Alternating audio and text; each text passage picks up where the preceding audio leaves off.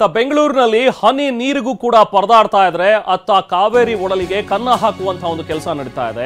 KRS ನಲ್ಲಿ ನೀರು ಕಳುವು ಮಾಡಲಾಗ್ತಾ ಇದೆ. ಅದು ಕೂಡ ಪ್ರಭಾವಿಗಳು ಇದರಲ್ಲಿ ಶಾಮೀಲಾಗಿರುವಂತದ್ದು ನಿಜಕ್ಕೂ ನಾಚಿಕೆಗೇಡಿನ ವಿಚಾರ.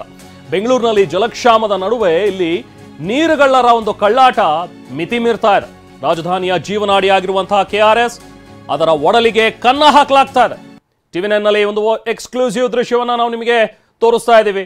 ಇದ್ರ ಬಗ್ಗೆ ಒಂದು ವಿಸ್ತೃತ ವರದಿಯನ್ನ ಕೂಡ ಟಿವಿ9 ಪ್ರಸಾರ ಮಾಡ್ತಾ ಇದೆ. ಇದು ನಿಲ್ಲುವವರೆಗೂ ಕೂಡ ಟಿವಿ9 ಸುಮ್ಮನಿರೋದಿಲ್ಲ. ಯಾರೇ ಇದ್ರ ಹಿಂದೆ ಪ್ರಭಾವಿಗಳಿದ್ರು ಕೂಡ, ಅವರೆಷ್ಟೇ ಪ್ರಭಾವಿಗಳಾಗಿದ್ರು ಕೂಡ ಅವರ ವಿರುದ್ಧ ಕಠಿಣ ಕ್ರಮಗಳನ್ನ ಕೈಗೊಳ್ಳಲೇಬೇಕು. ನೋಡಿ, ದೃಶ್ಯದಲ್ಲಿ ನೀಟಾಗಿ ಕಾಣಿಸುತ್ತೆ ಕೆಆರ್ಎಸ್ ನಲ್ಲಿರುವಂತಹ ನೀರನ್ನ ಹೇಗೆ ಪೈಪ್ಗಳನ್ನ ಹಾಕೊಂಡು ಅವರವರ ಜಾಗಗಳಿಗೆ, ಅವರವರ ಮನೆಗಳಿಗೆ ಇದನ್ನ ಹಾಯಿಸ್ತಾ ಇದ್ದಾರೆ. ನೋಡಿ, ಎಷ್ಟು ಯಥೇಚ್ಛವಾಗಿ ರಾಜಾರೋಷವಾಗಿ ಕಳ್ತನ ಮಾಡ್ತಾ ಇದ್ದಾರೆ. ನಿಜಕ್ಕೂ ನಾಚಿಕೆ ಆಗ್ಬೇಕು ನಿಮ್ಗಳಿಗೆ. ಯಾಕಂದ್ರೆ ಇಲ್ಲಿ ಕುಡಿಯೋ ನೀರಿಗೂ ಕೂಡ ತತ್ವಾರ ಎದುರಾಗಿದೆ. ಕುಡಿಯೋದಕ್ಕೆ ನೀರು ಸಿಗ್ತಾ ಇಲ್ಲ. ಗಮನಿಸಿ ದೃಶ್ಯಗಳಲ್ಲಿ ಬೆಂಗಳೂರಿನಲ್ಲಿ ಬೀದಿಗೆ ಇಟ್ಕೊಂಡು ಪಾಪ ನಮಗೆ ಅನ್ನ ಆಹಾರ ಇಲ್ಲದೆ ಇದ್ರೂ ಪರವಾಗಿಲ್ಲ, ಒಂದು ಹನಿ ನೀರು ಕುಡಿ ಸ್ವಾಮಿ ಅಂತ ಹೇಳಿ ಪಾಪ ತಮ್ಮ ಒಂದು ಅಂಗಲಾಚ್ಕೊಂಡು ಬೇಡ್ಕೊಳ್ತಾ ಇದ್ದಾರೆ. ಇಂಥ ಸಂದರ್ಭದಲ್ಲಿ ನಿಮ್ಮ ಉಬ್ಬಿದ ರಕ್ತನಾಳಗಳ ಸಮಸ್ಯೆಗೆ ಎವಿಸ್ ಆಸ್ಪತ್ರೆಯಲ್ಲಿ ಕೇವಲ 30 ನಿಮಿಷದ ಲೇಸರ್ ಚಿಕಿತ್ಸೆಯೊಂದಿಗೆ ಮುಕ್ತಿ ಹೊಂದಬಹುದು. ಹೆಚ್ಚಿನ ವಿವರಗಳಿಗಾಗಿ ಸಂಪರ್ಕಿಸಿ 8088837300. ಇಲ್ಲಿ ಬೇಕಾಬಿಟ್ಟಿಯಾಗಿ ನೀರನ್ನ ಪ್ರೈವೇಟ್ ಆಗಿ ಪೈಪ್ಗಳನ್ನ ಹಾಕೊಂಡು ಬೇಕಾಬಿಟ್ಟಿಯಾಗಿ ನೀರನ್ನ ಬಳಸ್ಕೊಂಡು ಪೋಲ್ ಬೇರೆ ಮಾಡ್ತಾ ಇದ್ದಾರೆ. ಕೆಆರ್ಎಸ್ ನೀರನ್ನ ಕಳುವು ಮಾಡ್ತಾ ಇರೋದ್ರ ಬಗ್ಗೆ ಟಿವಿ9 ಕೂಡ ವಿಸ್ತೃತ ವರದಿಯನ್ನ ಈಗ ಪ್ರಸಾರ ಮಾಡ್ತಾ ಇದೆ. ಈ ಕೂಡಲೇ ಎಚ್ಚೆತ್ಕೋಬೇಕು ಅಧಿಕಾರಿಗಳು. ಯಾರೇ ಇದರಲ್ಲಿ ಶಾಮೀಲಾಗಿರಲಿ, ಮುಲಾಜಿಲ್ದೆ ಅಂಥವ್ರ ಮೇಲೆ ಕ್ರಮಗಳನ್ನ ಕೈಗೊಳ್ಳಬೇಕು. ಅವ್ರು ಎಷ್ಟೇ ಪ್ರಭಾವಿಗಳಾಗಿದ್ರೂ ಪರವಾಗಿಲ್ಲ, ಅಂಥವ್ರ ವಿರುದ್ಧ ಕ್ರಮಗಳನ್ನ ಕೈಗೊಳ್ಳಲೇಬೇಕು ಅನ್ನುವಂಥ ಒಂದು ಆಗ್ರಹವನ್ನ ಈ ಮೂಲಕ ಟಿವಿ9 ಕೂಡ ವ್ಯಕ್ತಪಡಿಸ್ತಾ ಇದೆ. ಅಲ್ಲಿನ ಜನಸಾಮಾನ್ಯರು ಕೂಡ ಈ ದೃಶ್ಯಗಳನ್ನ ನೋಡಿ ಹೌಹಾರ್ತಾ ಇದ್ದಾರೆ. ಏನಪ್ಪಾ ಇದು ಕತೆ? ನಮ್ಮ ಮನೆಗೆ ನಲ್ಲಿ ಓಪನ್ ಮಾಡಿದ್ರೆ ಒಂದು ಹನಿ ನೀರು ಜಿನುಗೋದಿಲ್ಲ. ಇಲ್ಲಿ ನೋಡಿದ್ರೆ ಯಥೇಚ್ಛವಾಗಿ ಈ ರೀತಿ ರಾಜಾರೋಷವಾಗಿ ನೀರನ್ನ ಇವ್ರು ಬಳಕೆ ಮಾಡ್ತಾ ಇದಾರಲ್ಲ. ನೋಡಿ, ಗದ್ದೆಗೆ ನೀರು ಹಾಯಿಸ್ತಾ ಇದ್ದಾರೆ. ಇದೆಲ್ಲವೂ ಕೂಡ ಇಲ್ಲೀಗಲ್ ಆಗಿ ಪಂಪ್ ಸೆಟ್ ಅನ್ನ ಹಾಕೊಂಡು ಪೈಪ್ಗಳನ್ನ ಹಾಕೊಂಡು ಇವರು ಮಾಡ್ತಾ ಇರುವಂತದ್ರ ಬಗ್ಗೆ, ನೀರನ್ನ ಕಳುವು ಮಾಡ್ತಾ ಇರೋದ್ರ ಬಗ್ಗೆ ಈಗ ಟಿವಿ9 ವಿಸ್ತೃತ ವರದಿಯನ್ನ ಪ್ರಸಾರ ಮಾಡಿದೆ.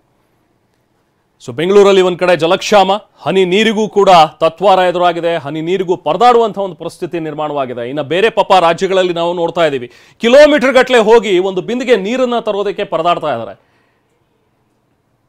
20 ಅಡಿ 30 ಅಡಿ ಆಳಕ್ಕೆ ಹೋಗಿ ಬೊಗಸೆಯಲ್ಲಿ ನೀರನ್ನ ತುಂಬುವಂತಹ ಪರಿಸ್ಥಿತಿ ನಿರ್ಮಾಣವಾಗಿದೆ. ಕೆಆರ್ಎಸ್ ನಲ್ಲಿ ನೀರು ಕಳ್ಳತನಕ್ಕೆ ಪ್ರಭಾವಿಗಳೇ ಎಳೆದಿದ್ದಾರೆ. ನಿಜಕ್ಕೂ ನಾಚಿಕೆ ಆಗುವಂತಹ ವಿಚಾರ ಇದು. ಅಕ್ರಮವಾಗಿ ಮೋಟಾರ್ ಅಳವಡಿಸಿ ಕಾವೇರಿ ನೀರನ್ನ ಕಳ್ಳತನ ಮಾಡ್ತಾ ಇದ್ದಾರೆ ಇವರು. ನೀರು ಕಳ್ಳತನ ಮಾಡಿ ಫಾರ್ಮ್ ಹೌಸ್ ನಲ್ಲಿ ಭತ್ತ ನಾಟಿ ಮಾಡ್ತಾ ಇದ್ದಾರೆ ಇವರೆಲ್ಲರೂ ಕೂಡ ಸೇರ್ಕೊಂಡಿಲ್ಲಿ. ಮಂಡ್ಯ ಜಿಲ್ಲೆಯ ಶ್ರೀರಂಗಪಟ್ಟಣ ತಾಲೂಕಿನ ಕೆಆರ್ಎಸ್ ಡ್ಯಾಮ್, ಇದಕ್ಕೆ ಅಕ್ರಮವಾಗಿ ಪೈಪ್ಗಳನ್ನ ಅಳವಡಿಸಿಕೊಂಡು ಪಂಪ್ ಸೆಟ್ ಅನ್ನ ಹಾಕೊಂಡು ವಿದ್ಯುತ್ ಸಂಪರ್ಕವನ್ನ ಪಡ್ಕೊಂಡಿದ್ದಾರೆ. ಎಲ್ಲವೂ ಅಕ್ರಮ ಇವ್ರು ಮಾಡ್ತಾ ಇರುವಂತದ್ದು. ಇಲ್ಲಿ ವಿದ್ಯುತ್ ಸಂಪರ್ಕನೂ ಅಕ್ರಮ. 200 ಮೀಟರ್ ಪೈಪ್ ಅಳವಡಿಸಿಕೊಂಡು ಡ್ಯಾಮ್ ನೀರಿಗೆ ಡೈರೆಕ್ಟ್ ಆಗಿ ಕನ್ನ ಹಾಕಿದ್ದಾರೆ ಇವರು. ಕುಡಿಯೋ ನೀರಿಗೆ ಸಮಸ್ಯೆ ಇದ್ರೂ ಕೂಡ ಡ್ಯಾಮ್ ನಿಂದ ನೀರನ್ನ ತಗೊಂಡು ತಮ್ಮ ಫಾರ್ಮ್ ಹೌಸ್ಗಳಲ್ಲಿ ಭತ್ತ ನಾಟಿ ಮಾಡ್ತಾ ಇದ್ದಾರೆ ಇವರೆಲ್ಲರೂ ಸೇರ್ಕೊಂಡಿಲ್ಲಿ. ಸ್ಥಳೀಯರು ಮಾಹಿತಿ ನೀಡಿದ್ರು ಕೂಡ ಅಧಿಕಾರಿಗಳು ಕಣ್ಣು ಮುಚ್ಕೊಂಡು ಕೂತಿದ್ದಾರೆ. ಫಾರ್ಮ್ ಹೌಸ್ ಮಾಲೀಕರ ವಿರುದ್ಧ ಯಾಕೆ ಕ್ರಮಗಳನ್ನ ಕೈಗೊಳ್ತಾ ಇಲ್ಲ ನೀವು? ಹಾಗಾದ್ರೆ ನೀವೇನು ಮಾಮೂಲು ತಗೊಂಡು ಕೂತಿದ್ದೀರಾ? ಹಫ್ತಾ ವಸೂಲಿ ಮಾಡ್ಕೊಂಡು ಸುಮ್ಮನೆ ಕೂತಿದ್ದೀರಾ ಅನ್ನುವಂಥದ್ರ ಬಗ್ಗೆ ಈಗ ಜನ ಪ್ರಶ್ನೆ ಮಾಡ್ತಾ ಇದ್ದಾರೆ. ಅಧಿಕಾರಿಗಳು ಈ ಕೂಡಲೇ ಎಚ್ಚೆತ್ಕೊಳ್ಳೇಬೇಕು. ಟಿವಿ9 ಕೂಡ ಇದ್ರ ಬಗ್ಗೆ ಕ್ರಮ ಆಗೋವರೆಗೂ ಕೂಡ ಸುಮ್ಮನಿರೋದಿಲ್ಲ. ಇದರಲ್ಲಿ ಯಾರೇ ಶಾಮೀಲಾಗಿರಲಿ, ಎಷ್ಟೇ ಪ್ರಭಾವಿಗಳೇ ಶಾಮೀಲಾಗಿರಲಿ, ಅಂಥವ್ರ ವಿರುದ್ಧ ಕ್ರಮ ಆಗಲೇಬೇಕು. ಇದು ನಿಲ್ಲಲೇಬೇಕು ಈ ಕೂಡಲೇ.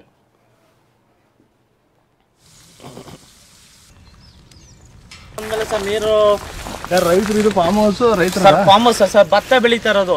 ಇವೇನು ಪಕ್ಕದಕ್ಕೆಲ್ಲ ತಗೋತಿದ್ರಲ್ಲ ಸರ್? ಪಕ್ಕದಲ್ಲಿ ಎಲ್ಲಿ ತಗೋತಿದ್ದಾರೆ? ಫಾರ್ಮ್ ಹೌಸ್ ಸರ್ ಇದಂತ ಯಾರಂದ್ರು ಸರ್? ಭತ್ತ ಬೆಳೀತಾ ಇದ್ದವ್ರು ನೋಡಿ, ತಿರುಗಿಸಿ ಸರ್, ತಿರುಗಿಸಿ ಸರ್. ಅಲ್ಲ, ತಿರುಗಿಸ್ ನಾವು ತಗೊಂಡಿದ್ದೀವಿ. ನಿಮ್ಗೆ ಯಾರು ಇಲ್ಲಿ ಪೈಪ್ ಲೈನ್ ಎಲ್ಲ ಹಾಕೊಂಡಿರಕ್ಕೆ ಇದು ಮಾಡ್ತಾರೆ? ಪೈಪ್ ಲೈನ್ ಯಾರು ಹಾಕೊಂಡಿಲ್ಲ ಸರ್. ಮೋಟರ್ ಎತ್ಕೊಂಡಿದ್ದೀರಲ್ರಿ ಸರ್? ಈ ಕಡೆ ಬನ್ನಿ ಸರ್ ಅಂತ 100 ಬಿಟ್ಟವ್ರೆ, ಈ ಕಡೆ 100 ಬಿಟ್ಟವ್ರೆ ಬನ್ನಿ. ಯಾರೋ ಬಿಡ್ತಾರೆ 100 ಬಿಟ್ಟವ್ರೆ ಬನ್ನಿ. ನಾವೇನು ಇದಕ್ ಮಾಡ್ಕೊತಲ್ಲ, ರೈತರು ಟೊಮೊಟೊ ತರಕಾರಿ ಭತ್ತ ಬೆಳ್ಕತಿದೀವಿ. ಯಾರು ಇದ್ ಮಾಡಿದಾರ ಸರ್? ಯಾರು ಮಾಡ್ತಾರೆ? ಯಾರ್ದಿದು? ಯಾರಿಗೆ ಸೇರಿದ್ದು ಸರ್? ನಾವು ಭತ್ತ ಬೆಳೀತಿದ್ರು. ಹೆಸರು? ನಿಮ್ಮ ಹೆಸರು? ಕಿರಣ್ ಅಂತ. ಯಾವ ಊರು? ಇದೇ ಊರು. ಯಾವ ಊರು ಅದು? ಇದೇ ಊರು ಸರ್, ಕೆಆರ್ಎಸ್. ಕೆಆರ್ಎಸ್. ಅವ್ರಿಗೆ ನಿಮ್ಗೆ ಬರ್ತದ ಇದು? ಬಂದ್ರಿ ಇಲ್ಲಿ ಬೆಳೀತಾರದೆ ನಾನು. ಬಿಡಿ ಸರ್. ಈಗ ಆಯ್ತು. ಮೋಟರ್ ಎಲ್ಲ ಎಲ್ಲಿ ಹಾಕೊಂಡ್ರಿ ಸರ್? ಈಗ ಆ ಕಡೆಯಿಂದ ನೋಡ್ಕೊ ಬನ್ನಿ, ಆನಂದೂರು ಈ ಕಡೆ ಎಲ್ಲ ನೋಡ್ಕೊ ಬನ್ನಿ. ಎಷ್ಟು ಬಿಟ್ಟವ್ರೆ, ಅವ್ರ ಏನ್ ಮಾಡ್ತಾವ್ರೆ ಎಲ್ಲ ನೋಡ್ಕೊ ಬನ್ನಿ ಸರ್. ನೀವೇ ಹೇಳ್ಕೊಂಡಿರೋದ ಇದು ಲೈನು? ಸರ್ ಸರ್ ನೀರ್ ಇಲ್ಲ, ಭತ್ತ ಎಲ್ಲ ಒಣಗ್ತೈತೆ. ಯಾವಾಗಿಂದ ಹಾಕೊಂಡಿದ್ದೀರಿ? ಏನ್ ಸರ್? ಎಷ್ಟು ವರ್ಷದಿಂದ ಹಾಕೊಂಡಿದ್ರಿ? ಸರ್ ಇವಾಗ ಸರ್ ಒಂದ್ 5 ದಿವಸ ಆಗಿರ್ಬೋದು ರೀ. ಮೋಟ್ರ್ ಹಾಕಿ ಅಲ್ಲಿ ಆಗೈತಲ್ರಿ, ಊಣ ಐತಲ್ರಿ ಪೈಪ್ ಎಲ್ಲ ಬಂದ್ರಿ ಇಲ್ಲಿ. ಎಷ್ಟು ದಿವಸ ಅಂತ ಕಾಲು ನೀರಲ್ಲಿ ಬೆಳಿಬೇಕಾ ನೀರ್ನ ಇಲ್ಲ ಭತ್ತನ ಇಲ್ಲ ಡಂಪ್ ಮಾಡ್ಕೊಂಡ್ ಬೆಳಿಬೇಕಾ ಸರ್? ಆ ಕಡೆ ಬನ್ನಿ ನನ್ ಜೊತೆ. ಬಂದ್ರಿ ಇಲ್ಲಿ, ಬೈದ್ರಿ ಆಯ್ತಾ ಬಂದ್ರಿ ಇಲ್ಲಿ. ಅಪ್ರೂವ್ ಅಂತ ಅಲ್ಲ, ಬನ್ನಿ ಇಲ್ಲಿ ಬನ್ರಿ ಇಲ್ಲಿ ಅಲ್ವಾ ಬನ್ರಿ ಆನಂದ್ ಬನ್ರಿ. ನೋಡಿ, ಯಾರೋ ಕಿರಣ್ ಅಂತೆ ರಾಜಾರೋಷವಾಗಿ ಬಂದು ಮಾತಾಡ್ತಾ ಇದಾರೆ. ಹೌದು ಮಾಡ್ತಾ ಇದೀವಿ, ನೋಡ್ಕೊಂಡ್ ಬನ್ನಿ, 100 ಇಂಥವು ಸಿಗುತ್ತೆ ಅಂತ. ಅವ್ರು ಯಾರೋ ಮಾಡ್ತಾ ಇದಾರ್ರಿ. ಅಂತ ಇದಕ್ಕೆ ನೀವು ಕೂಡ ಮಾಡೋದಕ್ಕೆ ಶುರು ಮಾಡ್ತೀರಾ? ಖಂಡಿತವಲ್ಲ. ಯಾರೇ ಆ 100 ಜನ ಮಾಡ್ತಾ ಇದ್ರು ಕೂಡ ಅದಕ್ಕೂ ಆಕ್ಷೇಪ ಇದೆ, ಅದನ್ನು ಕೂಡ ಸರಿಪಡಿಸಲೇಬೇಕು. ಸೊ ಇದ್ರ ಬಗ್ಗೆ ಅಲ್ಲಿ ಸ್ಥಳೀಯರು ಕೂಡ ಆಕ್ರೋಶವನ್ನು ವ್ಯಕ್ತಪಡಿಸಿದ್ದಾರೆ. ಬನ್ನಿ ನೋಡೋಣ. ಸರ್ ಏನು ಇದು ಯಾವುದೇ ರೈತರು ಹಾಕೊಂಡ್ರ ಅಂತ ಇದಲ್ಲ ಸರ್. ಇದು ಯಾರೋ ಈಗ ಫಾರ್ಮ್ ಹೌಸ್ಗಳಿಗೆ ಮಾಡ್ಕೊಂಡ್ರದ್ದು ಸರ್. ಇದನ್ನು ಸರ್ ಅದೇ ಪಂಪ್ ಸೆಟ್ ಒಳಗೆ ಏನು ಏನು ಇನ್ನೇ ಬ್ಯಾಗ್ ಈಗ ಅಣೆಕಟ್ಟೆ ನೀರಲ್ಲಿ ಡೈರೆಕ್ಟ್ ಒಳಗೆ ಹಾಕೊಂಡು ಸರ್ ಕರೆಂಟ್ ಹೇಳ್ಕೊಂಡು ನೀರು ಹೊಡ್ಕೊಂತವ್ರು ಸರ್. ಎಲ್ಲ ಪರ್ಮಿಷನ್ ಇದೆಯಾ ಸರ್? ಖಂಡಿತ ಇಲ್ಲ ಸರ್. ಪರ್ಮಿಷನ್ ಅನಧಿಕೃತವಾಗಿ ಮಾಡ್ತಾರೆ ಸರ್. ಪರ್ಮಿಷನ್ ಅಂದರೆ ಸರ್ ಈಗ ಇವರೊಬ್ಬರೇ ಎಲ್ಲ ರೈತರು ಎಷ್ಟು ಜನ ಅವ್ರೆ ಸರ್? ನಮ್ಮ ರೈತ 100 ಜನ ಅವರೇ. ಎಲ್ಲರಿಗೂ ಕೊಳ್ಳಿ ಬಿಡಿ ಆ ಥರ ಎಲ್ಲರಿಗೂ. ಯಾಕಂದರೆ ಇವ್ರೊಬ್ಬರೇನಾ ಸರ್ ಇರೋದು? ಎಲ್ಲರಿಗೂ. ಯಾಕಂದರೆ ಇಂಥವು 100 ಐತೆ ಸರ್. ಅದಕ್ಕೆ ನಾವು ಹೇಳೋದೇನೆಂದರೆ ಈ ಥರ ಆಮೇಲೆ ಯಾವುದೇ ಥರ ಸೇಫ್ಟಿ ಇಲ್ಲ ಸರ್. ವೈರು ಓಪನ್ ಆಗಿ ಬಿಟ್ಟವ್ರು ಸರ್ ಎಲ್ಲನೂ. ಈಗ ನಮ್ಮ ಮೀನುಗಾರರು ಇರ್ಬೋದು ಅಥವಾ ಇಲ್ಲಿ ರೈತರು ಈಗ ಏನೋ ದನ ಕರು ಬರುತ್ತೆ ಸರ್, ಮೇಯ್ಸಕ್ಕೆ ಬರ್ತಾರೆ. ಅಲ್ಲಿ ಬಂದಾಗ ಸರ್ ಅವ್ರಿಗೆ ಏನಾರು ತುಳಿದು ಪಳೆದು ಈಗ ಜಾನುವಾರು ಸಾಯ್ಬೋದು ಅಥವಾ ರೈತ ಸಾಯ್ಬೋದು, ಇಲ್ಲ ಒಬ್ಬ ನಮ್ಮ ಮೀನುಗಾರ ಸಾಯ್ಬೋದು. ಆ ಜೀವಕ್ಕೆ ಯಾರು ಸರ್ ಹೊಣೆ? ಯಾರು? ಯಾವ ಥರ ಹಾಕೊಂಡಿದ್ದಾರೆ ಸರ್? ಹೆಂಗೆ ಸರ್? ವೈರ್ನ ಮಾಮೂಲಿ ಜಾಯಿಂಟ್ ಮಾಡ್ಕೊಂಡು ಹಾಕೊಂಡವ್ರೆ. ಪೈಪೆಲ್ಲ ಒಳಗಡೆ ಉಣ್ಕೊಂಡವ್ರು ಸರ್. ಗೊತ್ತಾಗಬಾರ್ದು ನೀರು ಈ ಫುಲ್ ಬಂದಾಗ ನೀರು. ಯಾಕಂದ್ರೆ ಕಡಿಮೆ ಆಗಿರೋದು ಸರ್ ಇದು ಕಂಡು ಬಂದೈತಿ. ಇದು ಇಲ್ಲ ಅಂದರೆ ನೀರು ಅಣೆಕಟ್ಟೆ ಫುಲ್ ಇದ್ದಾಗ ನಮ್ಗೆ ಗೊತ್ತಾಗಲ್ಲ. ಯಾಕಂದ್ರೆ ನೀರು ಫುಲ್ ಇರ್ತದಲ್ಲ, ಒಳಗಡೆ ಭೂಮಿ ಒಳಗಡೆ ಉಟ್ಕೊಂಡು ಹೋಗವ್ರೆ. ಹಂಗಾಗಿ ಸರ್ ಕೂಡಲೇ ಇವ್ರ ಮೇಲೆ ಕ್ರಮ ತಗೋಬೇಕು ಸರ್. ಸೊ ನೋಡಿ, ಇವರು ಕ್ರಮವನ್ನು ಕೈಗೊಳ್ಳಬೇಕು ಅನ್ನುವಂಥದ್ದನ್ನು ಸ್ಥಳೀಯರು ಕೂಡ ಆಗ್ರಹಿಸ್ತಾ ಇದ್ದಾರೆ. ಅವ್ರು ಹೇಳ್ತಾ ಇದ್ರು, ಬಹುಶಃ ಮುಂಚೆ ಎಲ್ಲ ಡ್ಯಾಮ್ ತುಂಬಿರ್ತಿತ್ತು, ಸೊ ಹಾಗಾಗಿ ನಮಗೆ ಗೊತ್ತಾಗ್ತಾ ಇರಲಿಲ್ಲ. ಈಗ ಡ್ಯಾಮ್ನಲ್ಲಿ ನೀರು ಕಮ್ಮಿ ಆಗಿರೋದ್ರಿಂದ ಎಲ್ಲ ಈ ಕಡೆ ಹೋಗ್ತಾ ಇದೆ, ನಮ್ಗೆ ಯಾಕಪ್ಪ ನೀರು ಸಿಗ್ತಾ ಇಲ್ಲ ಅಂತ ಹೇಳಿ ನೋಡಕ್ಕೆ ಹೋದಾಗ ಈ ಥರದ್ದು ಗೊತ್ತಾಗ್ತಾ ಇದೆ ನಮಗೆ ಅಂತ ಹೇಳಿ ಸ್ಥಳೀಯರು ಕೂಡ ಆರೋಪ ಮಾಡ್ತಾ ಇದ್ದಾರೆ. ನಾವು ಪ್ರತಿನಿಧಿ ಪ್ರಶಾಂತ್ ಅಲ್ಲಿಂದ ಒಂದು ಪ್ರತ್ಯಕ್ಷ ವರದಿಯನ್ನು ಕೂಡ ನೀಡಿದ್ದಾರೆ. ಬನ್ನಿ ನೋಡೋಣ. ಬಿಸಿಲಿನ ಜಳ ದಿನದಿಂದ ದಿನಕ್ಕೆ ತಾರಕಕ್ಕೇರ್ತಾ ಇದೆ. ಜೀವಜಲಕ್ಕಾಗಿ ದಿನದಿಂದ ದಿನಕ್ಕೂ ಕೂಡ ಹಾಹಾಕಾರ ಕೂಡ ಎದುರಾಗ್ತಿರುವಂಥದ್ದು. ಅದರಲ್ಲೂ ಕೂಡ ಸಿಲಿಕಾನ್ ಸಿಟಿ ಬೆಂಗಳೂರಿನಲ್ಲಿ ಕುಡಿಯುವ ನೀರಿಗಾಗಿ ಜನರು ಪರದಾಟ ನಡೆಸ್ತಾ ಇದ್ದಾರೆ. ಈ ನಡುವೆ KRS ಜಲಾಶಯದ ಒಡಲಿಗೆ ಕನ್ನವನ್ನು ಕೂಡ ಹಾಕುವಂತ ಕೆಲಸವನ್ನ ಪ್ರಭಾವಿಗಳು ಮಾಡ್ತಾ ಇರುವಂತದ್ದು. ನಾನಿವಾಗ KRS ಜಲಾಶಯದ ಹಿನ್ನೀರಿನಲ್ಲಿದ್ದೀನಿ. ದೃಶ್ಯವನ್ನ ನೋಡಿದ್ರೆ ಕೂಡ ಗೊತ್ತಾಗುತ್ತೆ. ಒಂದ್ ಕಡೆ KRS ಜಲಾಶಯ ಸಂಪೂರ್ಣವಾಗಿ ಬರಿದಾಗಿರುವಂಥದ್ದು.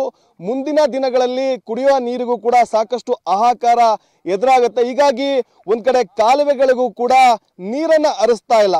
ಮತ್ತೊಂದ್ ಕಡೆ ಅಕ್ರಮವಾಗಿ ಜಲಾಶಯಕ್ಕೆ ಮೋಟಾರ್ಗಳನ್ನ ಅಳವಡಿಸಿ ತಮ್ಮ ಫಾರ್ಮ್ ಹೌಸ್ಗಳಿಗೆ ನೀರನ್ನ ಹೊಡ್ಕೊಳ್ಳುವಂತ ಕೆಲಸಕ್ಕೂ ಕೂಡ ಪ್ರಭಾವಿಗಳು ಮುಂದಾಗಿರುವಂಥದ್ದು. ದೃಶ್ಯದಲ್ಲಿ ನೋಡಬಹುದು.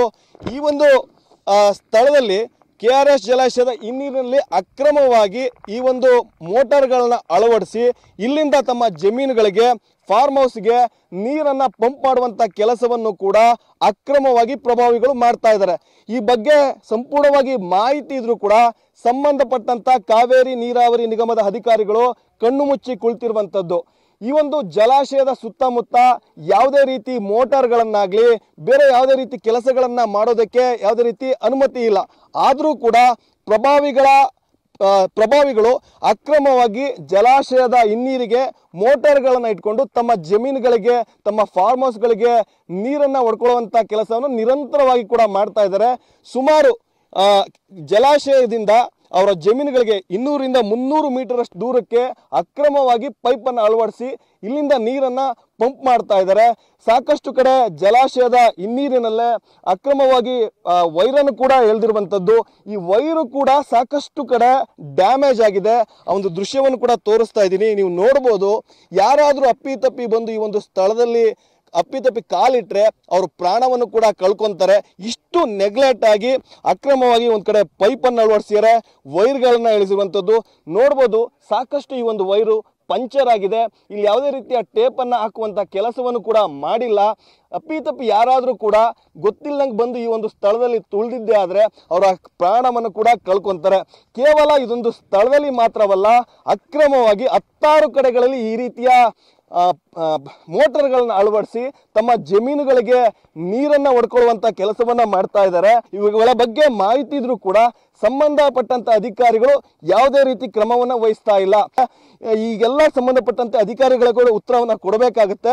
ಒಟ್ಟಾರೆ ಹೇಳುವಂತದ್ದಾದ್ರೆ ಒಂದ್ ಕಡೆ ಬೆಂಗಳೂರು, ಮಂಡ್ಯ, ಮೈಸೂರು, ರಾಮನಗರದಲ್ಲಿ ಕುಡಿಯೋ ನೀರಿಗೆ ಹಾಹಾಕಾರ ಎದುರಾಗಿದ್ರು ಕೂಡ KRS ಹಿನ್ನೀರಿಗೆ ಅಕ್ರಮವಾಗಿ ಮೋಟಾರ್ಗಳನ್ನ ಬಿಟ್ಕೊಂಡು ತಮ್ಮ ಜಮೀನುಗಳಿಗೆ, ಫಾರ್ಮ್ ಹೌಸ್ಗಳಿಗೆ ನೀರನ್ನ ಹಾಯಿಸ್ಕೊಳ್ಳುವಂತ ಕೆಲಸವನ್ನ ಇಲ್ಲಿ ಸಂಬಂಧಪಟ್ಟಂತ ಪ್ರಭಾವಿಗಳು ಮಾಡಿರುವಂತದ್ದು. ಕ್ಯಾಮ್ರಾ ಪರ್ಸನ್ ಗುರುರಾಜ್ ಜೊತೆ ಪ್ರಶಾಂತ್, TV9 ಮಂಡ್ಯ.